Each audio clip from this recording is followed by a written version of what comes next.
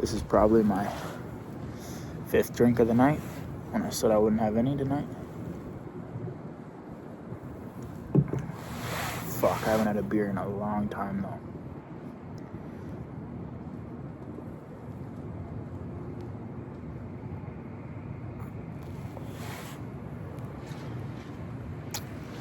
Beer's an acquired taste, man. Never used to like beer until I started drinking it more. And you become slightly addicted to it. It's a beautiful night here in Toronto. Other than it's cold. Freezing. I'm on an ice rink right now.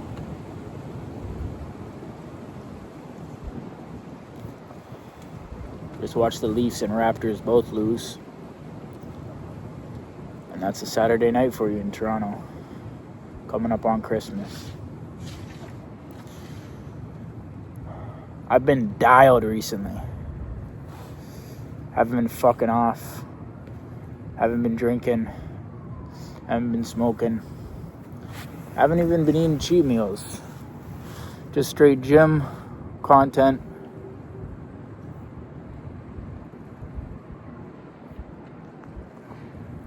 Up early. But that New Year's is calling your boy. When New Year's starts calling, you might almost have to do it. You might almost have to do it. And then some of my buddies are trying to go up to one of the local universities for their first weekend back. And that's a brutal send. I'm talking about one of the best nights I had all last year was when we went up last year. We went to the bouncer at one spot. They wouldn't let us in. He started acting all tough as they do. And then so we walked across the street like, oh, okay, we'll just leave it. We'll just leave it alone. Maybe it'll clear up, the line will go down a little bit. The line was huge. We go back in about 5 minutes. Yo, man, come on, man, we'll give you some money, bro. Let us skip the line, let us get in. Nah, bro, I already told you guys once, man. Can't get in here, man. I run all these spots around here. We're like, whoa, relax, bro. We're just trying to give you some money, bro. We get how it is, bro. We'll pay the cover. We'll give you some money personally, and we'll skip the line.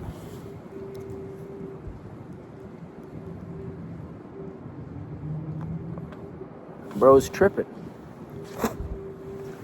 Bro is absolutely tripping at the door. So one of my other boys, he starts talking back like, yo, bro, there's no need to get disrespectful.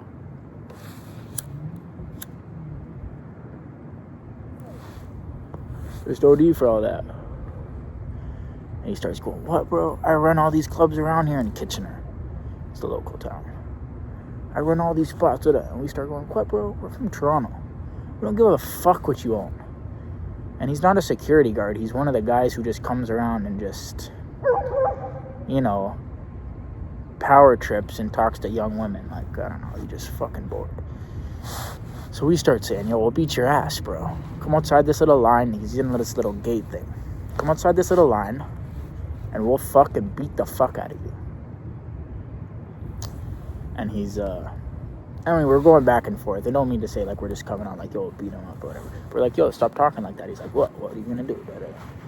Start going back and forth. Anyway, long story short, we get banned from that club for life. Boom.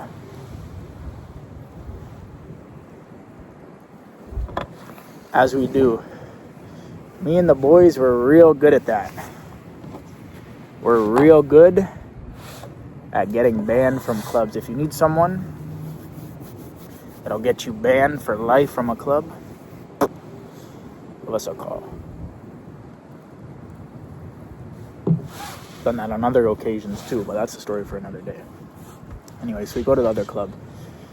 Guy's asking for a bunch of money. We short him to get in. Doesn't realize some fop. Get in there. Have a blast. I'll be honest, I was talking to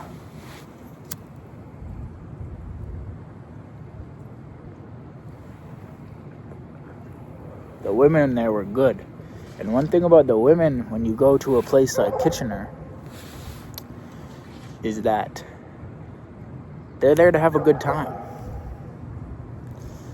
They're not there to fuck off and try to get some money out of you. Or try to act like they're bigger than they are or badder than they are. No, they're just there to have a good time. They're at uni. They're a couple steps away from their dorm. So us coming from Toronto, we didn't really know this. I've been in the States for a couple years. And I didn't really realize how that dynamic was. I've only been out in Toronto.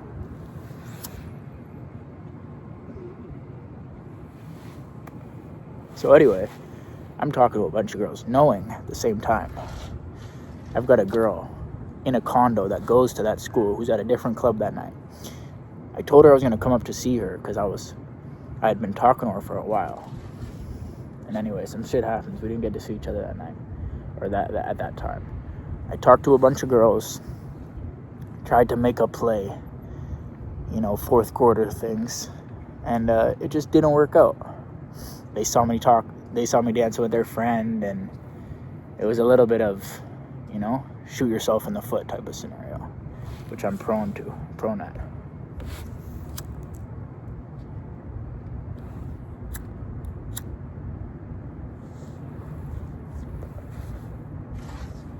So, I end up at the night with the girl I already knew. And it was amazing. And we drove home the next day. But that's what might be calling this year, and I might have to take them up on it. But after that,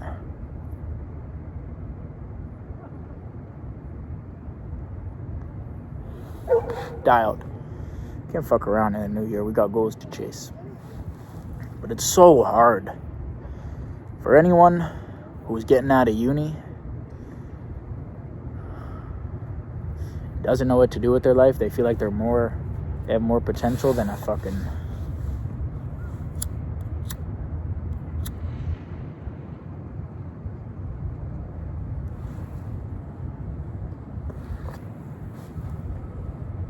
in a 9-to-5 job. I feel you, brother. But let me just tell you, it's not for the weak. It is not for the weak. It is not for the weak, man. You gotta be strong-willed, strong-minded, and perseverance.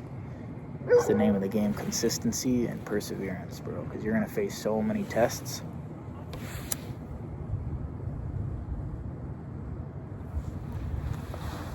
So many things are gonna make you want to quit and go to a new thing. Jump ship to a new thing that you think is good. Oh, I saw an ad about this. Oh, this might be a good opportunity for me to start a business here. Do this.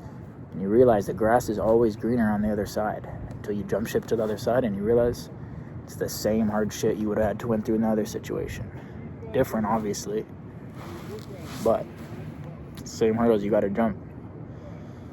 So perseverance is the name of the game. Find one thing, stick to it, and grind it out.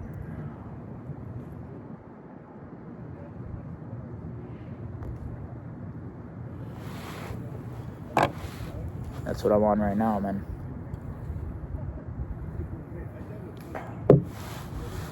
That's what I'm on right now. Working one small job at the YMCA, working with kids basketball. Kids are great, man. Can't wait to have me a couple kids one day. Kids are great. They can be sometimes problematic and annoying, though. Like I had this kid, right? This last week. Crazy scenario, man. The kids are doing a little competition, a fun game. Last game of it's in weekly increments. All right, so they have a class every week, and this was the last week. And they're doing a little fun game. And when I coach kids, I don't fuck around. I don't treat them like they're babies. These kids are like 9 to 12-year-olds. I don't treat them like they're babies. I don't treat them like they're smaller than they are or anything. I treat them like kids. I treat them like, you rough them up a bit, you show them some love, and that's how it works. And that's the best relationship. They love me. When I wasn't there, they're asking for me. Anyway, that's besides the point. So, one of these kids wins. He always does. He's the best kid there. He wins the drill. And I tell the other kids, all right, losers, you got 3 laps down and back. They're playing basketball. The kids run down and back. They're all laughing, running as fast as they can down and back.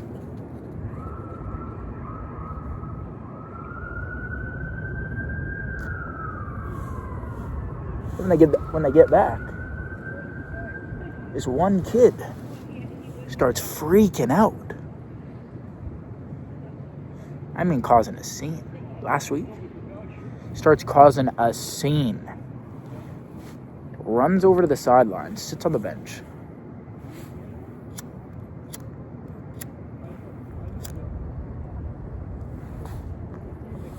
Sits on the bench and goes, "Did you just make us run because we lost?"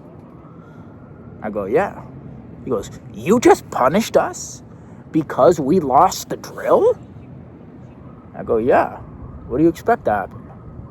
He goes, "No!" Slams the bench. "No! You can't do that." I'm like, "What do you mean I can't do that?" And then everyone starts looking at me. The parents are there. Other kids are there. Other coaches are there. And I'm the lead coach.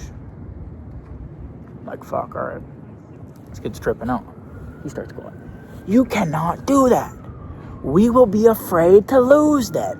"No, I'm not doing it." I go, "Yo, relax, bro." I start reasoning with him. Yo, the winner wins. If there's no punishment, then there's no incentive to win. He goes, "No, because then I'll be scared to win. I'll be scared to lose. I can't believe this." He starts going crazy. And I go, "Yo, relax, bro. I didn't make you do anything crazy. I didn't try to kill you. I made you run 3 times down the court." And he starts bugging, man.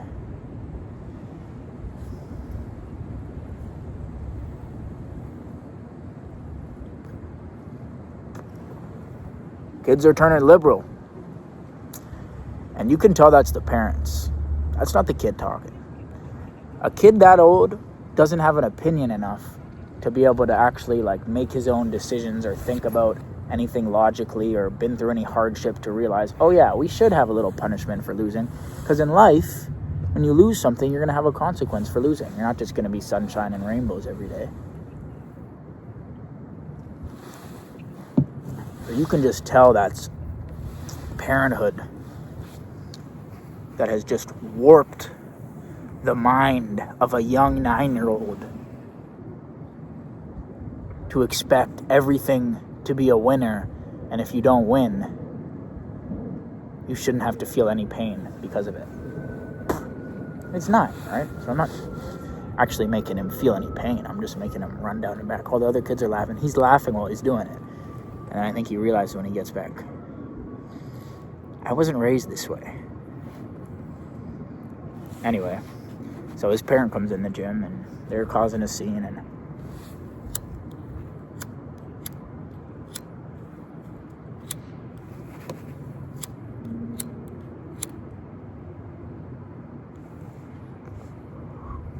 as a good coach I am, I go talk to the parent. I talk to the kid. "Hey man, come back in the drill."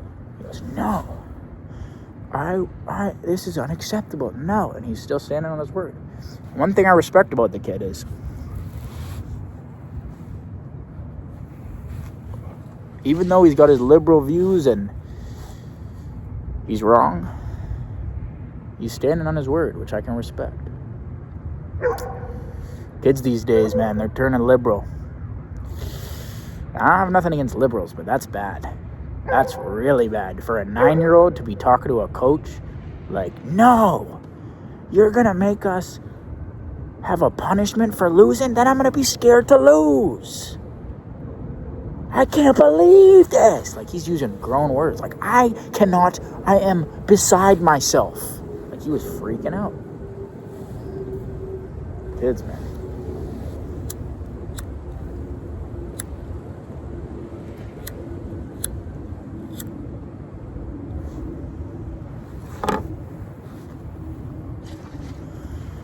That's the only job I got right now.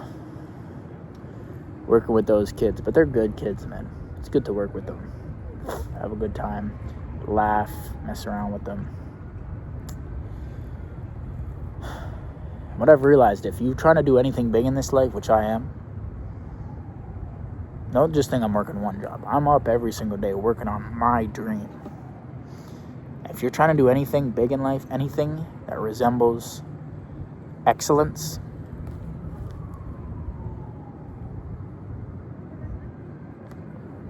you're going to have to endure a tremendous amount of pain. If you want anything exceptional in life, you are going to have to endure an insane amount of pain for it. Whether it's you're not funny and you want to be funny, you're going to have to look embarrassed in front of people until you figure out how to be funny in front of people.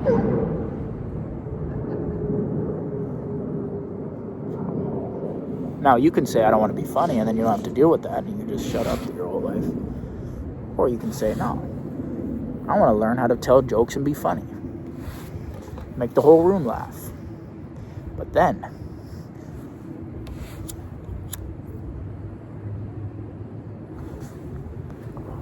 before you do that, you're going to have to make the whole room awkward. You're going to have to be a little bit awkward. So, anything you want to do in life, if you want to be an insane entrepreneur, successful entrepreneur, you're going to have to deal with a tremendous amount of fails before you succeed. And that's just the way life goes. Life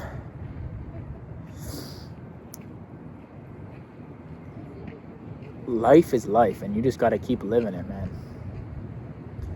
You just got to keep living. I always say day by day to see a better day. It's an OG Home Team Hoops quote.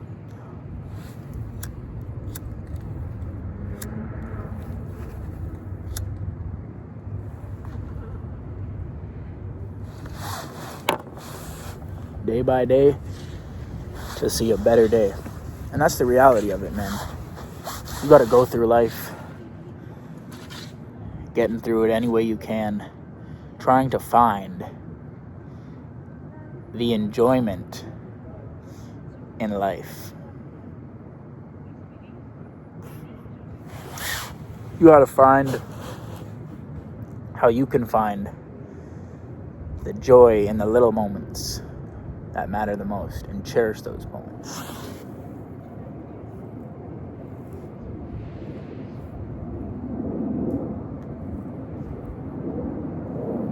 And what you start to realize is the bad moments tend to be just as short as the good ones. You could be happy and laughing with your friends, and one joke makes your whole day, and that's the end of it. And something bad could take 5 minutes or 10 seconds, and it ruin your whole year.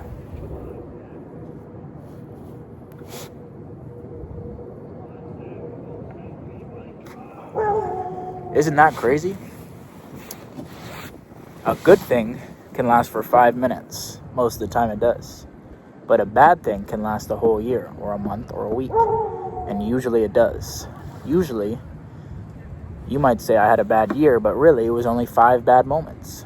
And you let that define your whole year.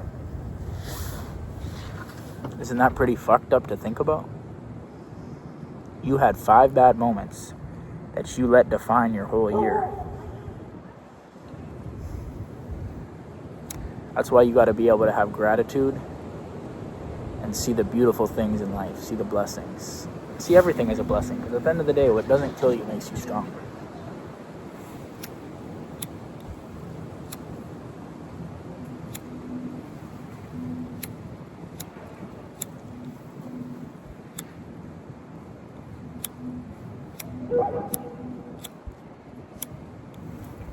I think it's time for a new lighter.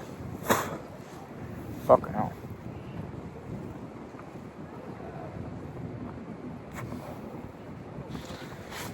Realize that sometimes it's only one bad moment that can ruin your whole week, ruin your whole month. I've definitely felt that.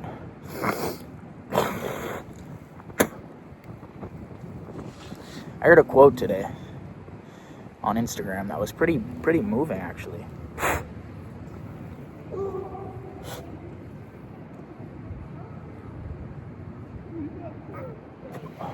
A guy said, if you had $1 million bag, if you had a bag with $1 million in it,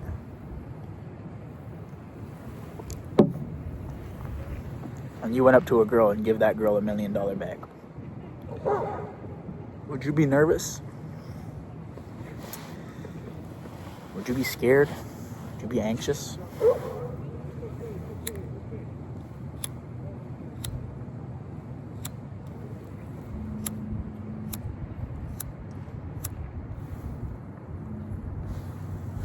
No, you wouldn't. You go up to that girl confidently, not doubting yourself, and give her the bag and walk away. And if that girl said, I don't want the bag, what would you say? Say, you don't want this bag? It has $1 million in it. You sure? They go, yeah, I don't want the bag. You go, okay. You'd walk away like that idiot girl. If only she knew what was in this bag.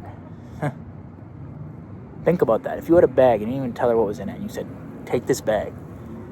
You want this bag? And they go, no, I don't want the bag. And you go, you sure you don't want the bag? And they go, no. You go, all right. You walk away. No anxiety. No nervousness. Straight confidence. Because you have the $1 million and she doesn't. Now, remove the bag and go talk to the girl.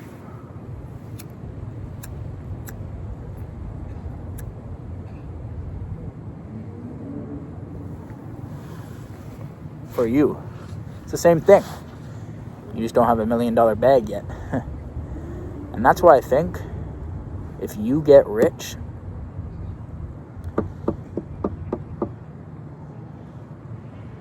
the tables must turn.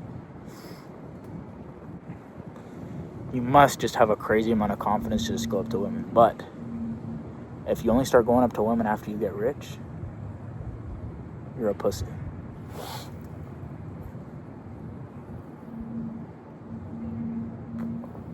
If you can go up to women when you're broke as shit and essentially cold approach them, you're a savage. And anyone that can do that, hats off. I've done that a couple times in my life. No liquor, no nothing. Cold approach. And it's hard, especially on the street.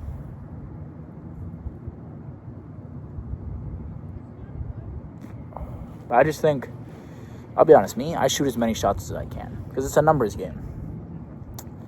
You can't make a girl who doesn't want you. There's not much you can do. You can persist and talk to them and maybe they might flip, but if they really don't find you attractive or they don't want you, it's most likely than not game over for you. You got to find the one that does and make sure you shot that shot. So I play a numbers game, and I'll be honest, I'm 22 right now. I don't give a fuck. I'll shoot so many DMs. I'll talk to so many girls. And anyone who dubs me, I just think, you missed out.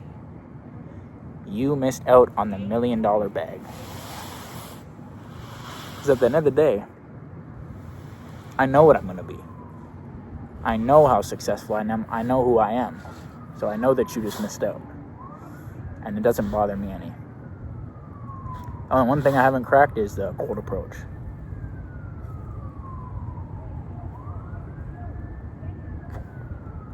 That's one thing that's still a hurdle of mine. And it's hard, I'll be honest. It's very hard. So anyone that can do that, feel no ways, hats off to you.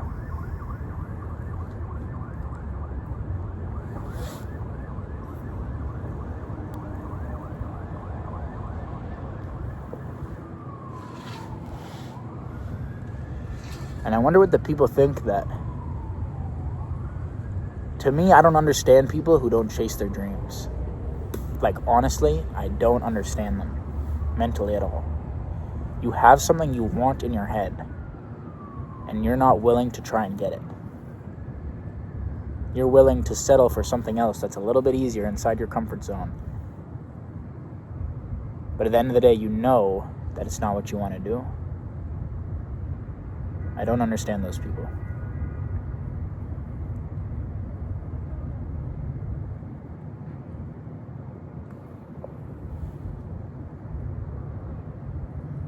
I have to imagine that the bill of regret that those people get is unmatched. Especially when you see someone else achieve the things that you know you could have yourself. The dreams that you had, you watched someone else do that was in the same place as you were.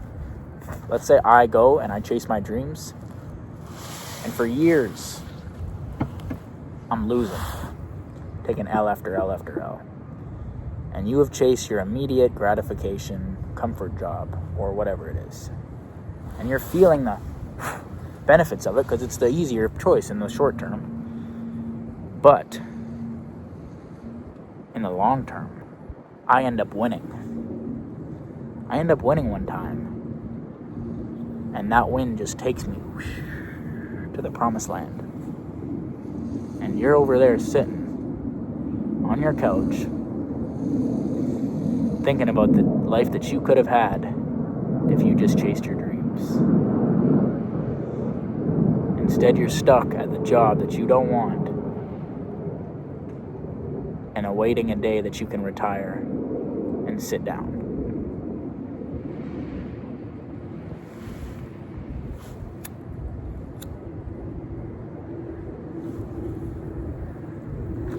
That's got to be terrible. And I'd rather be broke and alone, doing what I want to do, the uncomfortable decision, than allowing my fear for what other people might think of me, my fear of failure, my fear of not trying, to get to me so that I don't do what I genuinely want to pursue in life. Ridiculous.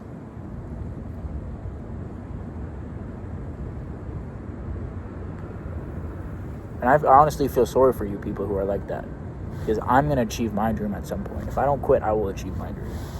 With the proper work ethic, proper schedule, proper structure, proper goals, I will get there one day. You will never get there because you never even tried. I feel sorry for you.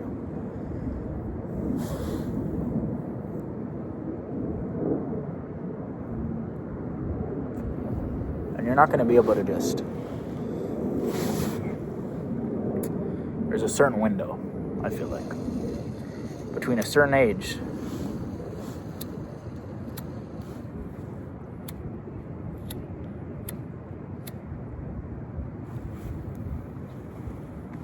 and if you don't do it in that window, whatever that window is for you, you're cooked. When you start having kids, when you start getting a wife, and you start got bills and stuff, and you can't, your window's gone, man. Your window's gone. And anyone who is just waiting for a day to retire, any man who's just waiting for a day to retire so they can sit on their ass and be a blob of nothingness and play Call of Duty and smoke weed,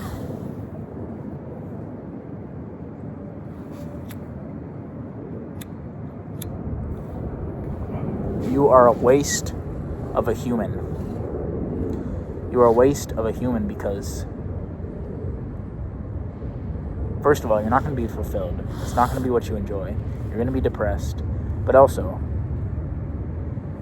you're just a waste of space on this earth. What are you doing with your life? Go do something. Chase your passions. Whether if your passion is woodworking, painting, helping other people, you're going to sit inside and smoke and play video games and do whatever is the easiest rush of instant gratification.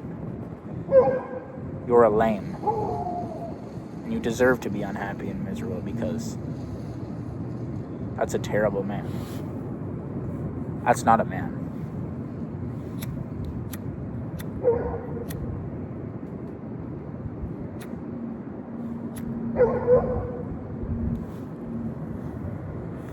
That's not a man.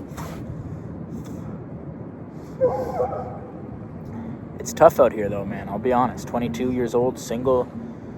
But you think about, do I really want a woman? Do I want a girl right now, like a girlfriend? There's about 5 minutes in every day that I want a girlfriend, maybe 10, and it spreads out. Maybe 3 minutes here, 3 minutes there, 3 minutes there. Then I'm like, oh, I see a couple. Oh, that'd be nice. To be with a girl right now, that would be nice. And have a girl that loves me and I love her, and then we have that unison. That would be nice. But then for the other 23 hours and 50 minutes, I think, what's the point? What's the point in having a woman right now who's just going to weigh me down, slow me down, take me away from my purpose? Pointless, really.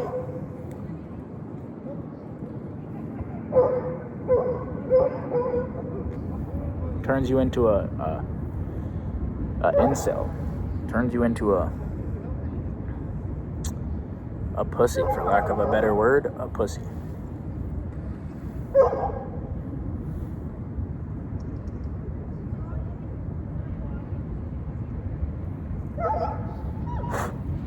I hope cigar's done, and I hope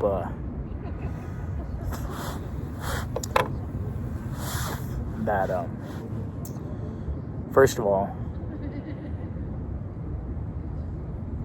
you're raising your kids right, that they know that they sometimes got to go through hardship if they lose something. Second of all, I hope you're chasing your dream. I hope you're doing what you want to do in life and not living someone else's dream or their expectation of what you should be doing with your life. These dogs are about to bite each other's heads off.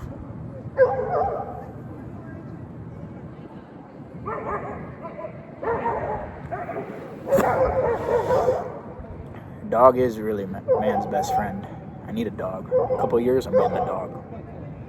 For sure, getting a dog. I love a good dog. I hope you're chasing your dream, man. I hope you're doing what you want to do, because you only got one life. And that bill of regret is terrible. I know it is. And I've never experienced it, because I've always did what I wanted to do. I've never let anyone... I've never let anyone deter me from doing what I want to do. I've been laughed at. I've been joked at. I've been the unpopular kid. I've been broke. I've been hated on. And still, I do what I want to do. And in the end, you realize that people start getting drawn to you. They think, oh shit, how can he be that secure in himself? How can he go and do those things that I am not capable of doing for myself? Why can he go do it so easily? Why can he chase his dream? And why can I not do that? And they start getting around you and hanging around you and asking you for advice and starting to do their own thing. And you realize it's all stemming from your inspiration that you put in them. And Nipsey Hussle said this quote: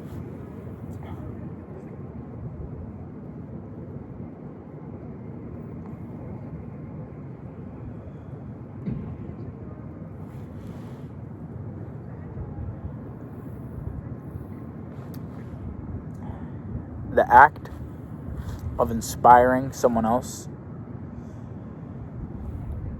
is the highest form of human act. I completely botched that quote. I'm so sorry. Jesus Christ. I'm so sorry. I just botched that quote horribly. The highest human act is to inspire. The highest human act that you can do is to inspire other people to chase their full potential, to become the best version of themselves. The highest human act is to inspire.